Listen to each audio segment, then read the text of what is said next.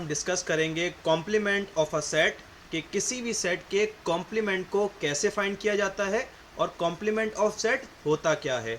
तो चलें आज की वीडियो को स्टार्ट करते हैं। इससे पहले कि हम कॉम्प्लीमेंट ऑफ सेट की बात करें, हमें ये पता होना चाहिए कि यूनिवर्सल सेट क्या होता है। अगर आप इसके नेम को ही गौर करेंगे यूनिवर्सल सेट, तो आपको ईजिली आइडिया हो जाएगा कि यूनिवर्सल सेट क्या होगा। जैसे कि इसके अंदर एक यूनिवर्सल आ रहा है, यूनिवर्स आ रहा है, और हमें पता है कि यूनिवर्स कहते हैं हम अपनी कायनात को, जिसके अंदर तमाम एलिमेंट्स, तमाम हमारे पास जितने भी प्लैनेट्स हैं सब मौजूद होते हैं, इसलिए उसको यूनिवर्स कहा जाता है।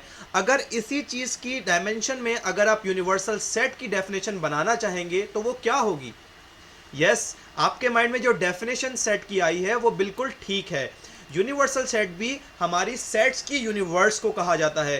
क्या मतलब? A set that contains all the elements of sets under consideration, कि हमने जितने भी सेट कंसीडर किए हैं अपने सवाल में या अपने प्रॉब्लम के अंदर, उसके अंदर जितने भी एलिमेंट्स हैं वो तमाम के तमाम अगर एक सेट में डाले जाएं तो उसको कहा जाता है यूनिवर्सल सेट। अब इसको एक एग्जाम्पल के साथ रिलेट करके भी समझ लेते हैं।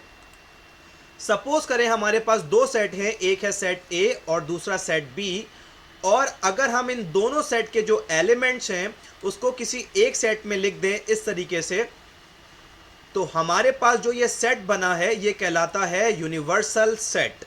ओके, और एक चीज़ जो इंपॉर्टेंट है यूनिवर्सल सेट के लिए वो ये है कि यूनिवर्सल सेट, जितने भी सेट हमारे पास अवेलेबल होते हैं कंसिडरेशन के अंदर, वो तमाम के तमाम यूनिवर्सल सेट के प्रॉपर सबसेट्स होते हैं। आप देख सकते हैं क्योंकि हमने ए के भी तमाम एलिमेंट्स इसमें लिखे हैं और बी के भी तमाम एलिमेंट्स को इसके अंदर ऐड किया है, तो ए भी इसका सबसेट होगा और बी भी इसका सबसेट होगा।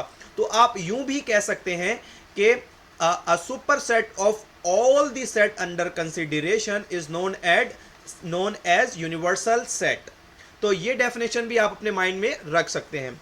तो चलें, यूनिवर्सल सेट हमको समझ में आ गया। अब हम आगे बढ़ते हैं और आज की इस वीडियो के मेन टॉपिक जो कि कॉम्प्लीमेंट ऑफ अ सेट है उसके ऊपर थोड़ी सी बात करते हैं।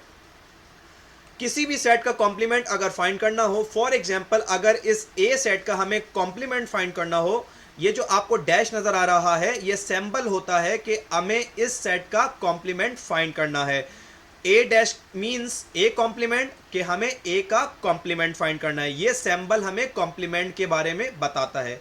और हम कॉम्प्लीमेंट फाइंड किस तरह करते हैं? इसका बहुत आसान तरीका है कि हमें जिस सेट का कॉम्प्लीमेंट फाइंड करना होता है हम उस सेट को यूनिवर्सल सेट में से माइनस करते हैं, और सब्ट्रैक्शन आपको करना आती है। इन केस अगर आपको सब्ट्रैक्शन करनी नहीं आती तो मैंने अपनी एक वीडियो डिफरेंस ऑफ सेट यहाँ पे आपके लिए लिंक रख दिया है और उसी का लिंक कमेंट्स में भी दे दिया है। तो आप इस वीडियो को यहीं रोक के पहले उस वीडियो को वॉच कर लें और डिफरेंस ऑफ सेट सीख लें, ताकि आप यहाँ बआसानी डिफरेंस फाइंड कर सकते हो। चलें, अब हम इस वीडियो को आगे बढ़ाते हैं। हम पहले इसके अंदर वैल्यूज़ को पुट करते हैं। ये हमारे पास यूनिवर्सल सेट है इस कंडीशन के अंदर, तो हम इसकी वैल्यू को पुट कर रहे हैं। ये हमने यूनिवर्सल की जगह उसका सेट लिख दिया, और यहाँ पे हमारे पास ये सेट ए है, तो अब हम इसकी भी वैल्यू को ए की जगह पुट कर दिया हमने, और माइनस का साइन हमें बीच में रखना है क्योंकि हमें इन दोनों को डिफरेंस फाइंड करना है। अब हम डिफरेंस फाइंड करते हैं।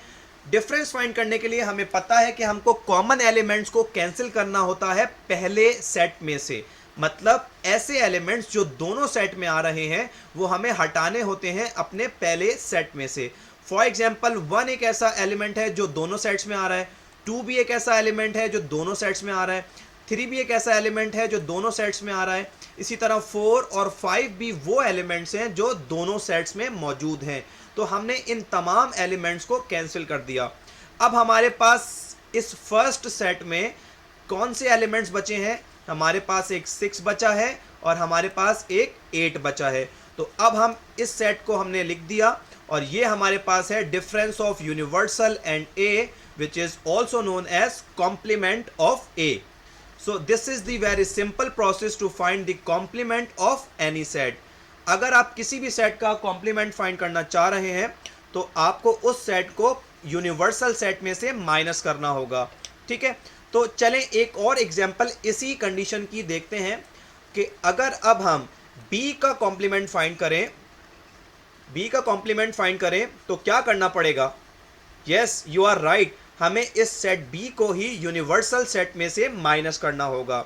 सो again we are putting the values. Universal set हमारे पास ये रहा, हम इसको रिप्लेस करेंगे और अब सेट a की बजाय हम सेट b यूज करेंगे क्योंकि हम कॉम्प्लीमेंट ऑफ b फाइंड करने जा रहे हैं। तो हमने सेट b को पुट किया और हम इन दोनों का डिफरेंस फाइंड करेंगे। डिफरेंस में सेम प्रोसीजर यूज करेंगे कि कॉमन एलिमेंट्स को हम कैंसिल करेंगे। 2 एक एलिमेंट दोनों सेट्स में मौजूद है, 4 दोनों सेट्स में मौजूद है, 6 और 8 ये तमाम एलिमेंट्स दोनों सेट्स में मौजूद हैं। तो हम अब हमारे पास इस फर्स्ट सेट में कौन कौन से एलिमेंट्स बचे हैं वो हम इजीली हाईलाइट कर सकते हैं। तो अब ये फर्स्ट सेट में हमारे पास कौन से एलिमेंट्स हैं जो रिमेनिंग है। हमारे पास एक 1 ये रिमेनिंग एलिमेंट है, 3 एक रिमेनिंग एलिमेंट है और 5 एक रिमेनिंग एलिमेंट है। तो ये तीनों हमारे पास एलिमेंट्स बचे हैं जो कि डिफरेंस हैं यूनिवर्सल और b का, जिसको हम कहते हैं complement of b। So this is the very simple concept of complement of set, and I hope you have understood this, but I am repeating and concluding all the concept in one line.